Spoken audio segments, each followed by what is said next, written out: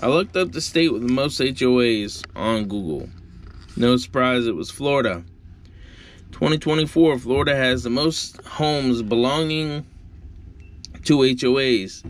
Out of 8.9 million homes in Florida, 3.9 million of those are in HOAs, which is about 45%. This number is closely followed by Colorado, with 893,000 homes in HOAs out of 2.3 million homes, a rate of 38.6%.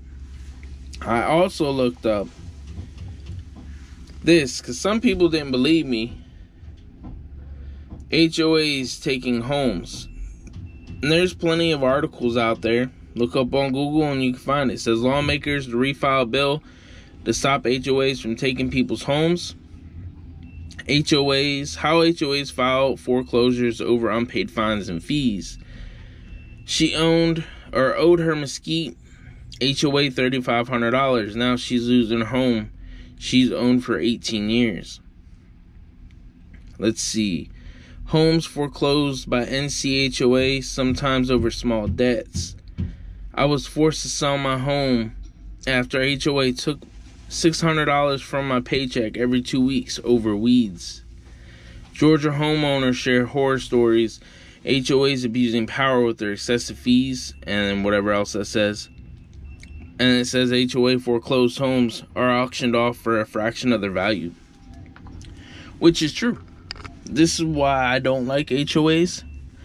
Don't get me wrong, I'm not saying that you shouldn't pay your fines. But people don't. Especially if they feel like they're unjustified. Over small things, you know. HOAs have so many rules, so many regulations that you could piss somebody off and not even know it sometimes. Even the president, and then your life would be hell.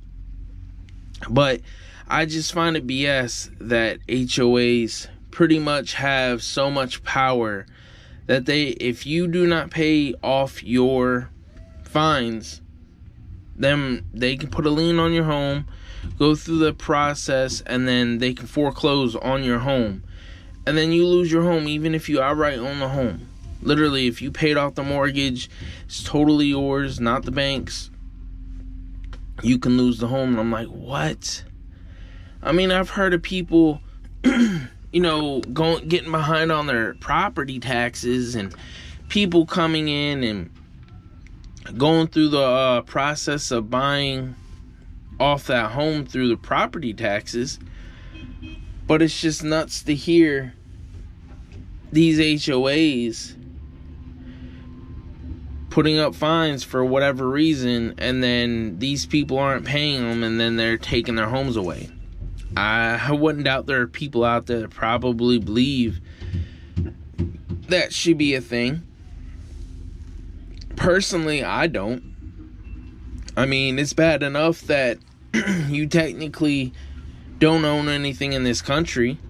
I mean, if you look at it, if you owe property taxes, the county can take away your home. You know, people can buy out your home from just buying off your property taxes and going through the process of that. And it's just like, you don't really own anything. You know, you might be able to go to a state with lower property taxes, but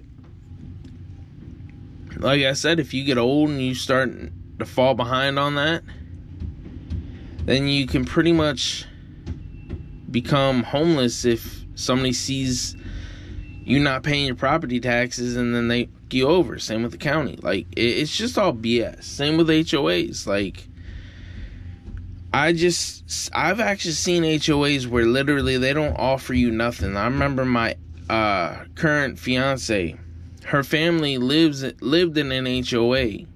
The only thing that they offered there was a freaking lawn service. That's it. They didn't offer anything else. And I'm looking at it like, why are you going to pay an HOA all this money if they don't offer you any services like, a pool, recreational area, a gym or something of that manner? But they don't. And HOAs can be like that. They can pretty much tell you what you need to do with your house and what you can and can't do, and it's just all bullshit. I just don't agree with it one bit. And I just find that they're scams. So if you're ever going out there trying to find a home, make sure it's not an HOA. I'm telling you, just make sure it's not. And if you do find a house that isn't an HOA, make sure that you're willing to pay for those prices and the fees and follow the rules, because if not, you're pretty much digging yourself into a hole. And it's pretty crappy, but that's just the way it is, and I find it really sad.